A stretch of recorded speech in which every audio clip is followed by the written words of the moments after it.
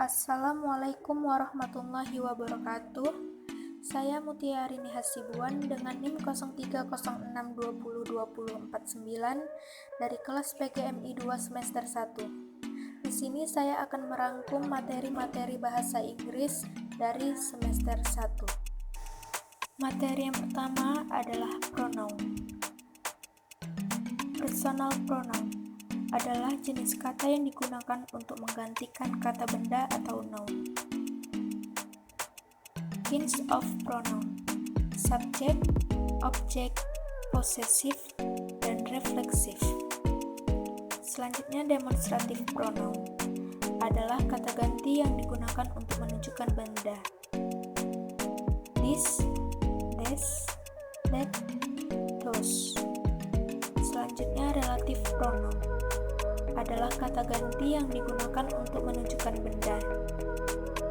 Contohnya, which, who, whom, was, and that. Materi yang kedua adalah noun. Noun adalah komponen part of speech yang berfungsi untuk fungsi dari noun sebagai subject of verb, direct or indirect object, subject or object complement, object of preposition, dan modifier of noun.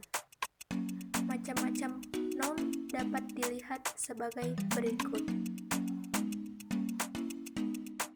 Materi yang ketiga adalah adverb. Secara sederhana, adverb adalah kata yang menyatakan keterangan tempat dan waktu. Dan jika lebih dipahami, adverb adalah kata yang berfungsi untuk memberikan keterangan kepada verb, adjektif, dan adverb itu sendiri. Pembagian-pembagian adverb dapat dilihat sebagai berikut. Materi yang keempat adalah adjektif. Adjektif atau kata sifat adalah kelas kata yang mengubah kata benda atau kata ganti, biasanya dengan menjelaskan atau membuatnya menjadi lebih spesifik. Adjektif terbagi menjadi dua. Yang pertama, adjektif phrase dan compound adjektif. Fungsi dan macam-macam adjektif dapat dilihat sebagai berikut.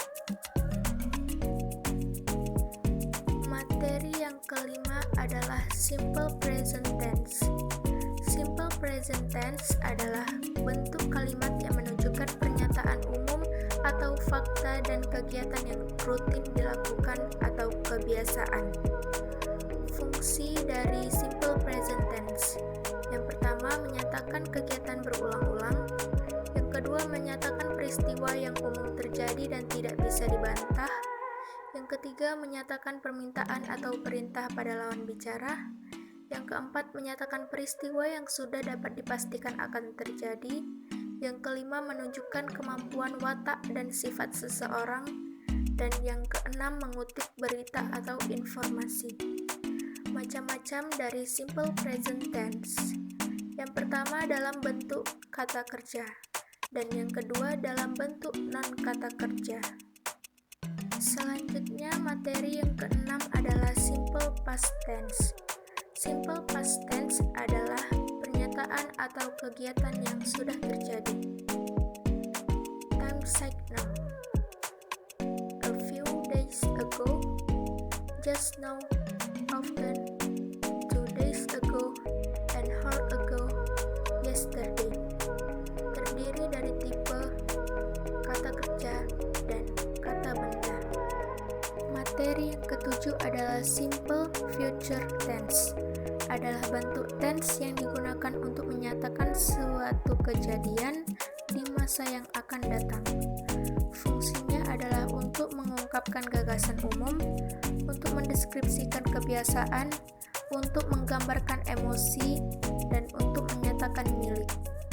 Keterangan waktu: 2 days later, tomorrow, next time, dan lain sebagainya. Materi yang kedelapan adalah gerund. Gerund adalah bentuk kata kerja yang diberi tambahan huruf ing dan berfungsi sebagai kata benda atau membedakan kata. Manfaatnya adalah sebagai subjek, sebagai predikat kata benda, sebagai objek langsung, dan sebagai objek dari sebuah preposisi.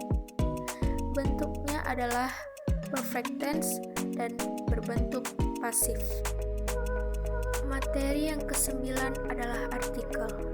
Artikel adalah kata yang digunakan untuk membatasi pengertian dari noun atau kata benda. Artikel terbagi menjadi dua. Definite article sama dengan the. Indefinite article sama dengan a, or, an. Zero article tanpa a, an, dan the. Error, penggunaan yang terbalik pada definite dan indefinite. Materi yang ke-10 ada conjunction. Adalah kata hubung yang menghubungkan dua kata, dua kalimat, dua frasa, atau dua klausa. Pembagian conjunction.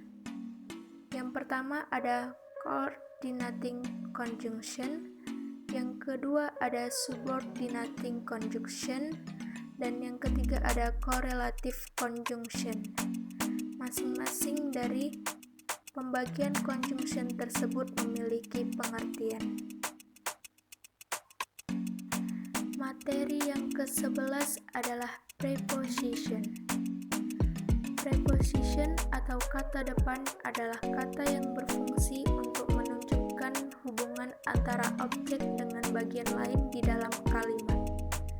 Preposition terdiri dari satu kata atau one word preposition dan gabungan dengan part of speech lain atau complex preposition. Macam-macam preposition dapat dilihat sebagai berikut. Yang pertama adalah preposition of time, yang kedua preposition of place, yang ketiga preposition of manner, yang keempat preposition of purpose, yang kelima preposition of movement, dan yang keenam adalah preposition of quantity or measure. Materi ke-12 adalah present perfect tense. Suatu kata kerja yang menggambarkan adanya sebuah kegiatan yang terjadi di masa lampau akan tetapi masih berlanjut hingga sekarang. Jenis-jenisnya menjelaskan peristiwa yang sudah selesai, tense yang menggunakan kata benda atau sifat. Ciri-cirinya dapat dilihat sebagai berikut.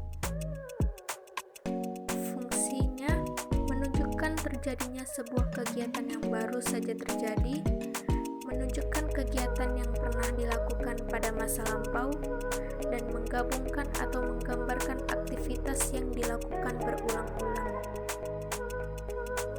Demikianlah penjelasan dari saya. Jika ada salah kata dan kekurangan, saya mohon maaf. Saya Mutia Arini Hasibuan dari kelas PGMI 2. Terima kasih dan wassalamualaikum warahmatullahi wabarakatuh.